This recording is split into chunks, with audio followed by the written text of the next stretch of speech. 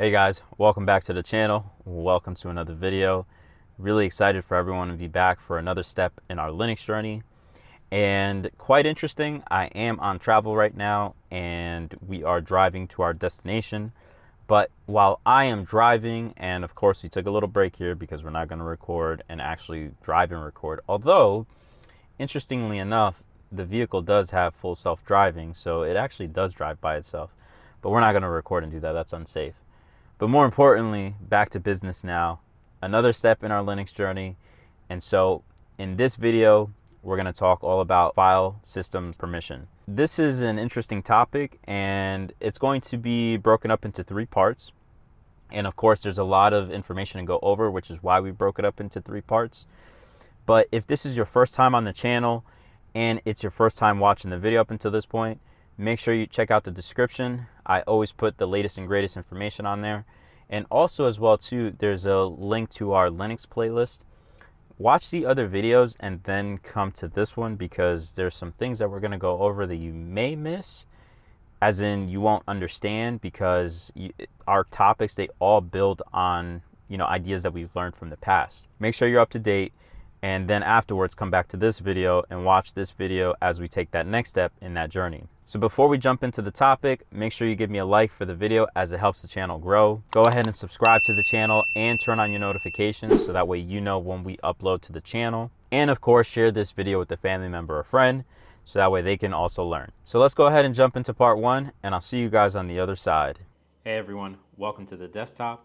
And by now, this environment should be very, very familiar to you.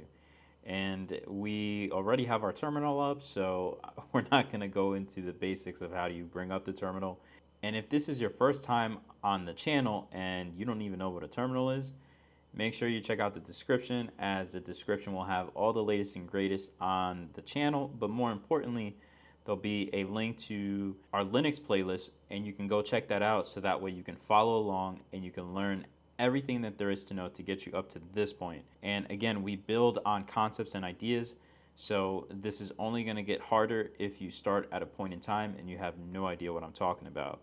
So again, if you're new or you haven't seen some of those videos from the past, go check out the description and go check out those videos so that way you can get all caught up. So with housekeeping out of the way, guys, welcome back to another video. Welcome to another step in your Linux journey. And very excited to see you again, because today we're going to talk about the next lesson. And in today's lesson, we're going to talk about an essential topic that everyone should know when you're working with Linux, and that is file system permissions. Some of the things that we'll talk about today is listing permissions, how to change them, and by the end of this tutorial, you guys will have a solid understanding of how to manage file permissions and ownership in Linux. So let's go ahead and get started. So first things first is listing your file system permissions. How do we go about doing that? And you've actually seen me do this many times before on other videos. I just haven't explicitly called it out. But if we go to our terminal here and we do an ls-l command, you can now see here a list of files and directories, and also as well very detailed information. And that detailed information tells you all about the files, directories, and their permissions. So let's take a peek at what that exactly means. So one of the areas that I want to focus on is this particular area right here. And this particular area is very, very important when you're looking at files or directories. Now, interestingly enough, if I look at this particular directory here called My Directory, which we actually created this directory back in January 5th, crazy how time flies.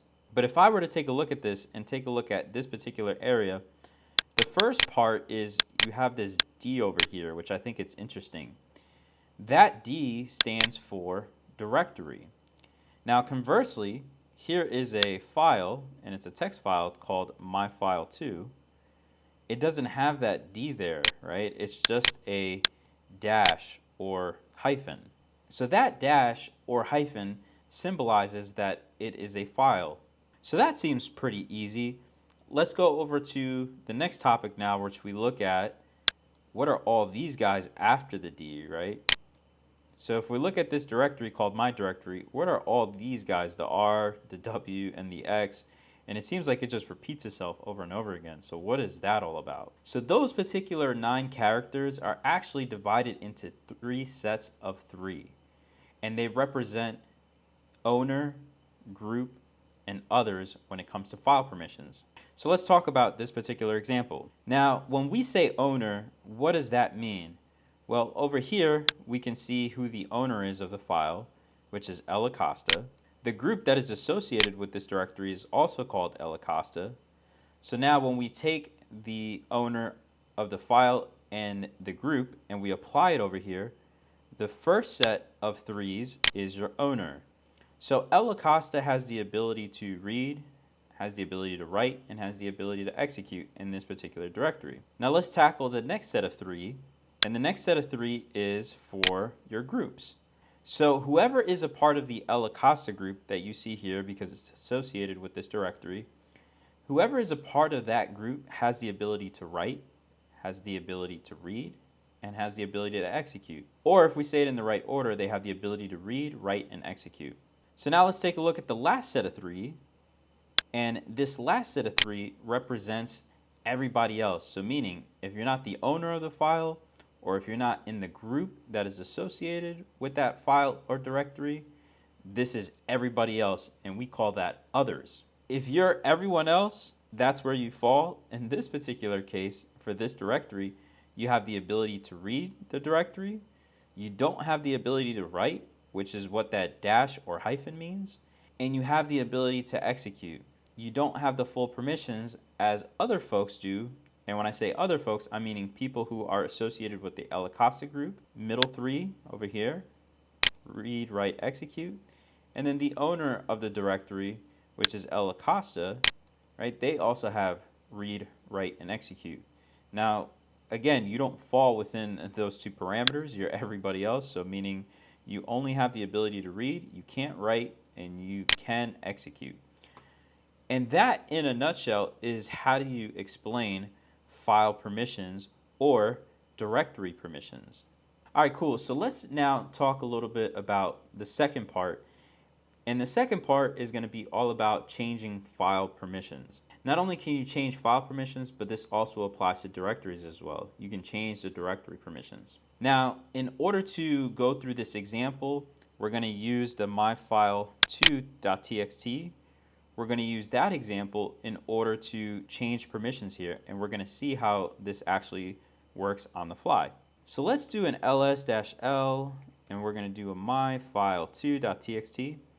And the reason why we're doing an ls-l on that specific file is because I only want to see the permissions for that file, so that way we don't have the entire terminal taken up by other things that we're not concerned with at the moment. So I'm specifically focusing on this file, myfile2.txt. And as you can see, El Acosta has the ability to read and write but not execute, and that's the owner. For groups, whoever is in the groups, El Acosta, they have the ability to read, they have the ability to write, but they can't execute.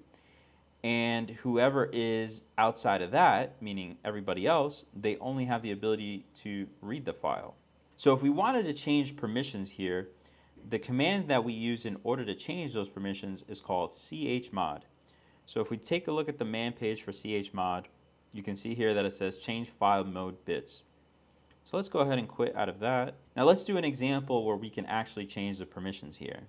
Now let's say I'm interested in removing the ability for El Acosta to read the file. So you do chmod u for user minus in order to remove, and w for write permissions, followed by the name of the file, which is myfile2.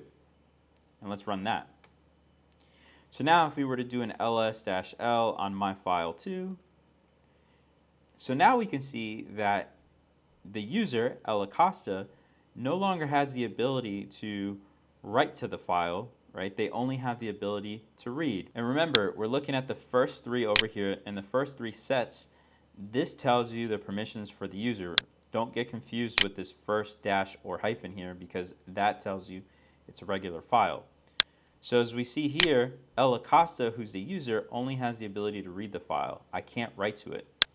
So if we were to go ahead and prove that out, let's say we can do vi myfile2, and we say testing, you could already see in the bottom there's a warning that says changing a read-only file. So if I were to do :write, it tells me, hey, it's a read-only file and I can't write to it. So let's go ahead and quit. And that proves that we were able to change the permissions from read and write to only reading the file. So how do we add those permissions back in order to be able to write to the file? Well, same thing, chmod. We want to target the user. We're going to say plus because we want to add, and we're going to say W for write. And then let's use the name of the file, which is my file 2. And then if we look at the permissions again, we can see here now that the user now has the ability to read, write, but again, not execute. So if we were to go and run VI again, my file 2, and let's say I'm interested in saying subscribe to Acosta, if I can spell it right, E.T.F channel. So make sure you subscribe to the channel. So now if I were to write quit, you can see if I were to do a cat on my file 2, there you go, I was able to successfully write to the file. And this proves how you can actually change the permissions on files or directories. Now that was pretty cool how you can adjust the permissions for the user. How do you go ahead and do that for groups, and how do you go ahead and do that for others? So I'm going to show you those two quick examples, and remember, you can build off of the information that you learned from the other examples to add and remove. So let's say I want to add permissions for groups. So ls-l my file 2 in order to remind ourselves what we have. So it looks like for groups we're missing the execute. So let's do a chmod g for groups plus an x for execute, and we'll say my file 2. So if we look at the permissions again, you can see that groups now has the ability to execute. And of course, the reason why I have the ability to execute, and you've noticed that the file actually turned green here, the reason why I have the ability to execute is because I am part of the El Acosta group. And then the groups, of course, has the ability to execute. So now, let's say that we want to do others now. So what if we want other people to have the ability to execute who are not in the group and who don't own the file? So if we do chmod O for others plus, in order to add, X for execute, and let's say my file 2. And then if we were to take a look at the permissions again, we can see that others now have the ability to execute. So that's really cool of how you can change the permissions. And by the way, guys, this technique that I'm showing you is called symbolic mode. Symbolic mode is when you're actually saying, hey, for the users, groups, or everybody else, I want to add or remove specific permissions. That's one way in which you can change permission. Another way that I'm more of a fan of, and I actually think it's a little bit better, and the reason why I say it's a little bit better is because when you are tested in Linux, they're most likely going to ask you in this particular way, and that way is called numeric mode, where you actually have to give numbers in order to change file permissions. Now, if you don't know what numeric mode is, or you've never seen it before, I'll put a link in the description and possibly somewhere on the screen as well, where you can see a previous video that I created on numeric mode. And I highly recommend that you check that out, because that is typically the way that you'll see file permissions change in exams or in the real world. The numeric mode is the preferred way from what I've seen in my experience, but I have seen other folks use symbolic, which is also why I'm showing you symbolic. Welcome back, everyone. Hopefully the video has helped you out a lot and you learned a thing or two about file system permissions. Now, I say this in every video, Rome wasn't built in a day, so take your time, but also as well practice. Practice makes perfect. My first time doing this, It was very difficult for me to understand, and I did struggle through it. If you didn't get the concepts that we just talked about today, make sure you go ahead and rewatch the video. Make sure you see it over and over again. Again, practice makes perfect. So not only do you watch the videos, but go ahead and actually try what you're learning in the videos. Also, make sure you check out the description, as we always put the latest and greatest information on there. Also, if you want to check out any of the previous videos, or you want to rewatch something in order to practice again, as I always say, check out the link in the description for our Linux playlist. If this video has helped you out, make sure you give me a like for the video, as it helps the channel grow. Make sure you subscribe to the channel and turn on your notifications, so that way you're notified whenever we upload new videos to the channel. Because again, we're doing a lot of cool videos on tech, engineering, and also as well money topics, or finances as I call them. And lastly, share the video with a family member or friend, so that way they can also learn. And so I gotta get to my next destination, guys. So I will see you all in the next video.